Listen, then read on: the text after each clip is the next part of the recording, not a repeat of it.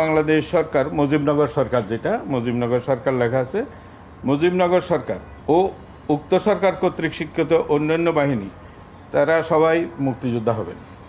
তার মানে মুজিবনগর সরকার ইটসেলফ এবং তার দ্বারাই স্বীকৃত অন্যান্য সকল বাহিনী ও বাহিনী যারা সশস্ত্রভাবে যুদ্ধ করেছে তারা সবাই মুক্তিযোদ্ধা হবেন। তাহলে মুজিবনগর সরকারের মধ্যে কে ছিলেন?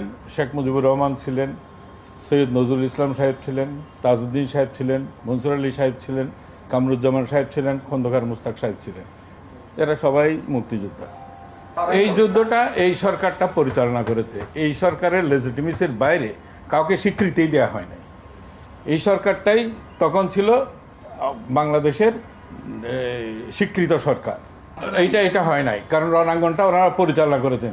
তাইলে তো একই কথা আপনি সেক্টর কমান্ডারদের ব্যাপারেও বলতে পারেন। তারা কি যুদ্ধ করে নাই? যুদ্ধ ডিজাইন করেছে, যুদ্ধে কারা যাবে না যাবে সেটা পরিচালনা করেছে। ঠিক একই রকমের মুজিবনগর সরকার তো পুরো যুদ্ধটা পরিচালনা করেছে। মুক্তিযোদ্ধাদের জন্য রেশন কোথার থেকে আসবে, অস্ত্র কোথার থেকে আসবে, কি এগুলি সব এই সরকার করছে না। তো ফলে এইটা তো ঐতিহাসিক সত্য যে এই সরকার পুরো যুদ্ধটা পরিচালনা করেছে। তো এটা কেমন করে ইতিহাস পরিবর্তন করা যায়?